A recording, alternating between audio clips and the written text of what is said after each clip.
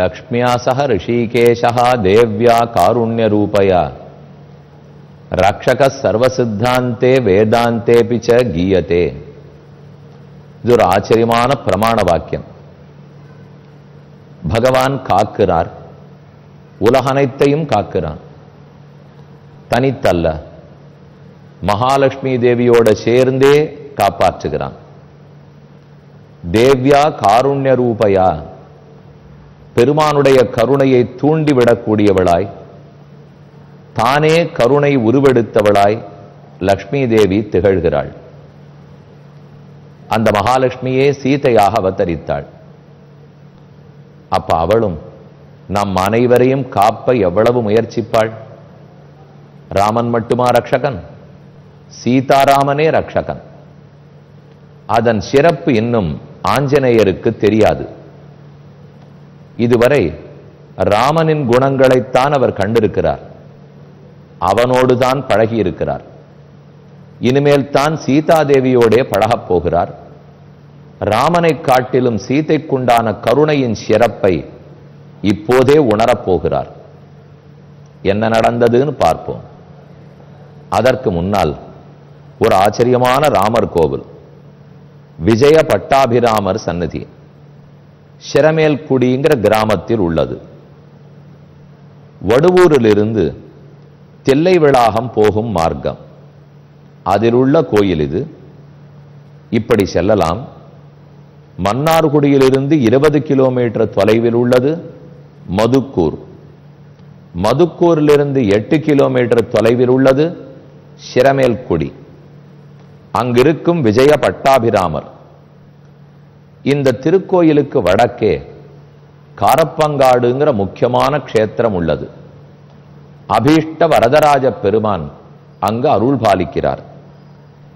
இந்த சன்னிதானத்துக்கு தெற்கே மேலநம்மங்குறிச்சி என்னும் ஊரில் தெய்வநாயக பெருமான் எழுந்தருளி இருக்கிறார். ஒரு பக்கம் அபீஷ்டவரதன், மற்றொரு புறம் தெய்வநாயகன். இந்த கோயில்களுக்கு நடுவே உள்ளது சிரமேல்குடி விஜயபட்டாபிராமர் சன்னதி. ஆச்சரியமான கிராமம். அந்த சூழலை நினைத்து வியந்து கொண்டே கோயிலில் நுழைகிறோம். கோயில் வாசலுக்கு மேலேயே பட்டாபிராமர் சுதை ரூபத்தில் எழுந்துருளி உள்ளார். உள்ளே நுழைகிறோம். பலிபீடம், விழுந்து நமஸ்கரிக்கிறோம். தனி சன்னதி கருடனுக்கு சன்னதி. கருடன் ராமனை ரட்சித்துக் கொடுப்பதில் ஆற்றிய தொண்டு நாம் நிரம்ப இந்த ராமாயணத்தில் பார்த்தோம். அவர்தான் நாகபாசத்திலிருந்து இவர்களை விடுவித்தவர்.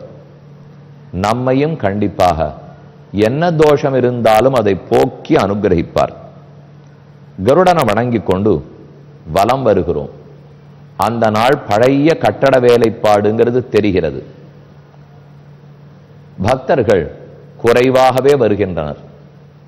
உங்கள் அனைவரிடத்திலையும் வேண்டுகோள், சுற்றியிருக்கும் ராமபக்தர்கள் அனைவரும் சிரமேல்குடிக்கு வந்து விஜயபட்டாபிராமரை தரிசித்து அருள் பெற வேணும் என்று வேண்டிக் கொள்ளுகிறேன்.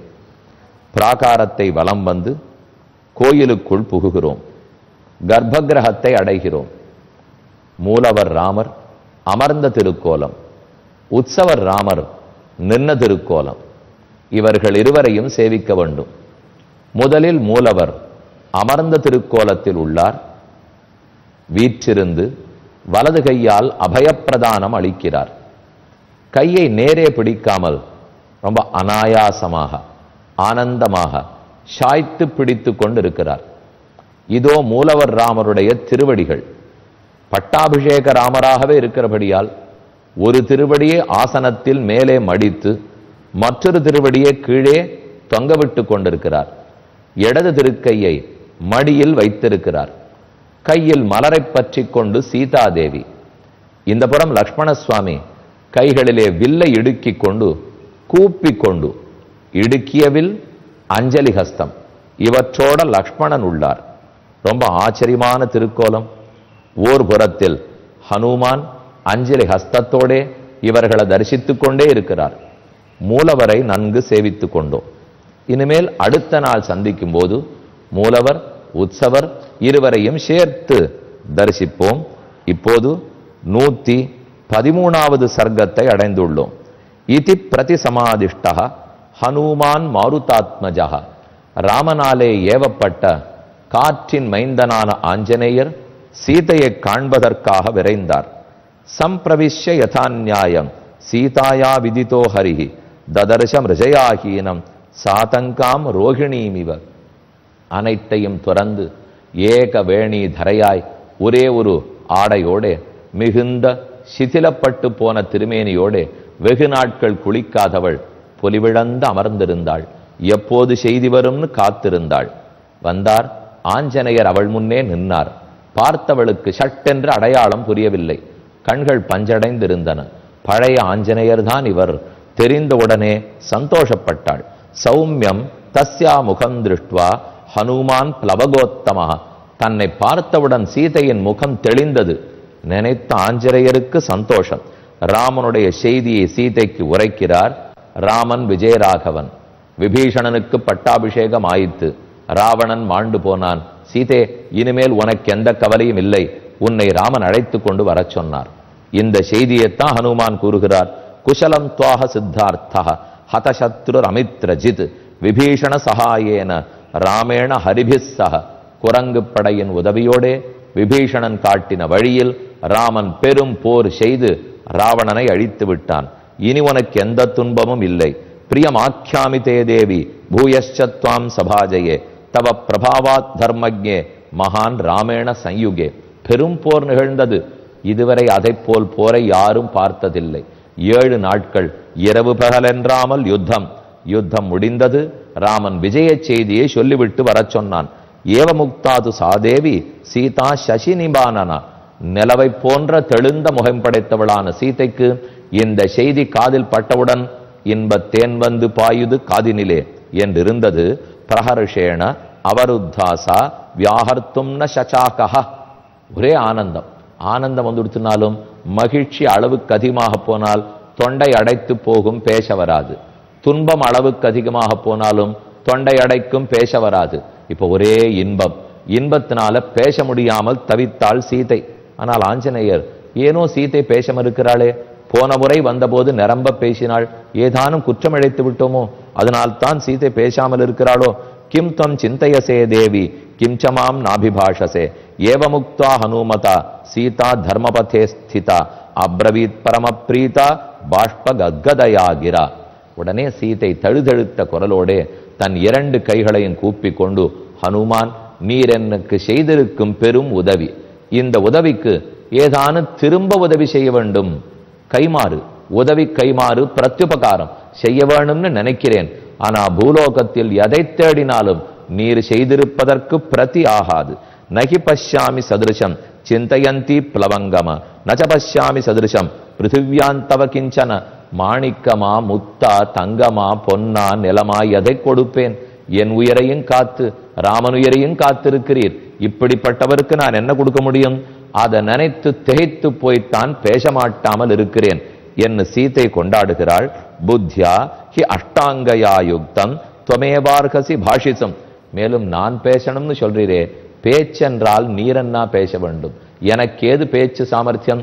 நீர்தான் பேச்சில் 8 அங்கங்களோடே பேச வல்லவர். கிரகணம், தாரணம், ஸ்மரணம், பிரதிபாதனம், ஊகம், அபோகம், அர்த்த விஞ்ஞானம், தத்துவ விஞ்ஞானம். பேச்சில 8 பெருமகள் இருக்க வேண்டுமா? அந்த சிறப்பெல்லாம் படைத்தவர் தான் ஹனுமான். அது மட்டுமா? உமக்கு இருக்கிற குணங்கள் அத்தனையும் நான் கண்டிருக்கிறேன். பலம், சௌரியம், ஸ்ருதம், சத்வம், விக்ரமஹ, தாக்ஷ்யம், உத்தமம், தேஜஹ, க்ஷமா, திருதிஹி, ஸ்தைரியம், வினீதத்துவம், ந சம்சய. இந்த எந்த குறையும் இடத்திலேயே இத்தனை நிறை குணங்கள் உள்ளன. நல்ல பலவான், நல்ல வீரம் இருக்கிறவர், கல்வி கேள்விகளில் சிறந்தவர், சத்துவகுணம் உடையவர், பராக்கிரமம் உடையவர், எப்போதும் சாமர்த்தியம் இருக்கிறவர், ஒளிபடைத்தவர், பொறுமையோடு இருக்கிறவர், தைரியம் இருக்கிறவர், நடுங்காத்தன்மை இருக்கிறவர், பணிவு இருக்கிறவர். இந்த 10 குணங்களும் ஒருத்தரிடத்தில் சேருமா? இவை அனைத்து குணங்களும் ஹனுமானிடத்தே குடிகொண்டிருக்கின்றன. இப்படியெல்லாம் சீதை பேசினாள். மகாலட்சுமி மாதா ஜனனி, உலகத்துக்கே மாதா.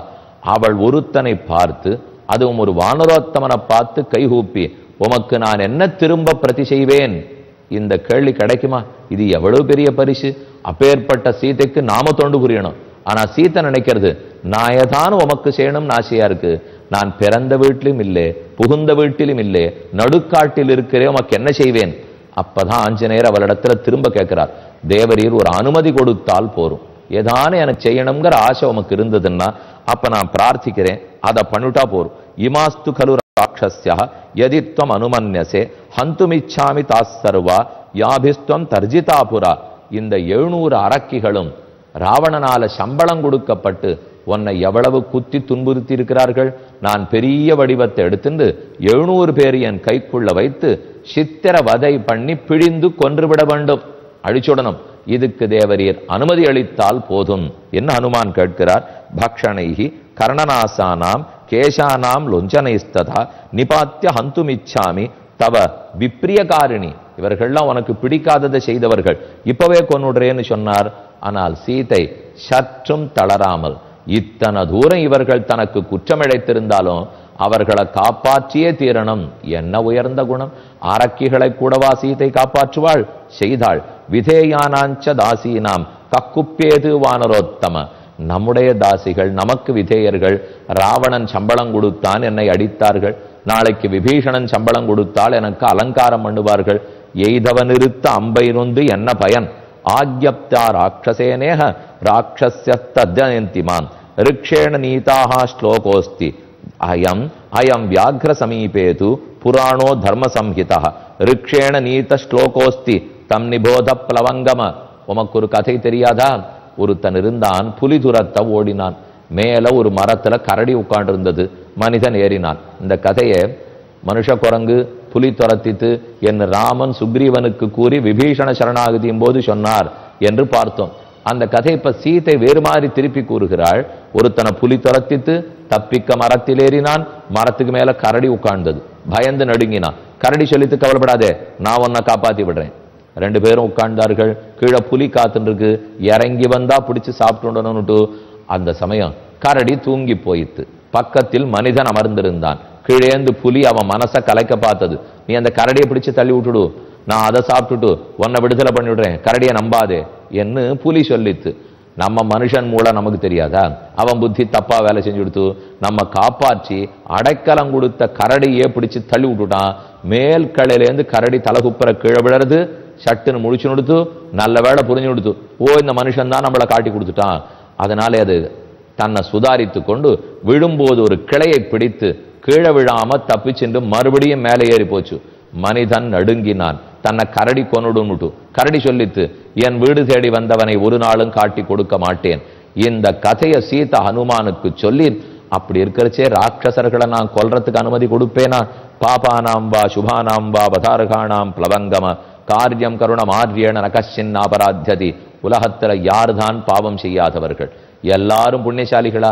நீ ஒருத்தனை புண்ணியசாலின்னு சொல்றதுக்குள்ள நான் பாவம் பண்ணவன் நிரூபிச்சிருவேன். அவனை நான் புண்ணியன்னு சொல்றது கூட நீ பாவம் பண்ணவன் நிரூபிக்கலாம்.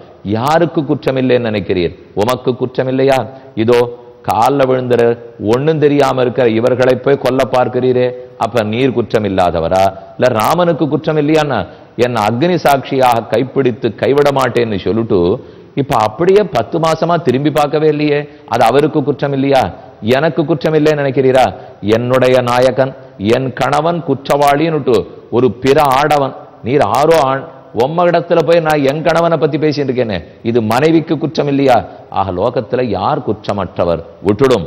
அப்பதான் அனுமான் நினைத்தார், நான் ராமதூதனாச்சே, எனக்கும் காலில் விழுந்தவாளை காப்பாத்த தெரியுமே. சீதை பதில் கூறினாள், நீர் ராமனைத்தான் இத்தனை நாள் பார்த்திருக்கீர், ராமதாசன். இனிமேல் தான் சீதாராமதாசனாக போகிறீர். சீதையை அறிந்தால்தான் காலில் விழுந்தவனை காப்பாற்றுதல் என்னன்னு தெரியும். இல்ல காலில் விழாத ராட்சசிகளும் ரட்சிக்க தெரியும். இதே விஷயத்தை பராசர பட்டர் சாதித்தார். மாதர் மைதிலி ராட்சசி ஸ்வைத தெய்வ ஆர்தராபராதாஸ்துவயா ரக்ஷந்தியா பவனாத்மஜாத்து லகுதரா ராமஸ்ய கோஷ்டி கிருத்தான். இந்த சீதையின் சிறந்த செயலால் ராமன் இருந்த தட்டு தாழ்ந்தது, சீதாதேவி இருந்த தட்டே உயர்ந்தது. அந்த சீத திருவடிகளே சரணம். மேலே காத்திருப்போம்.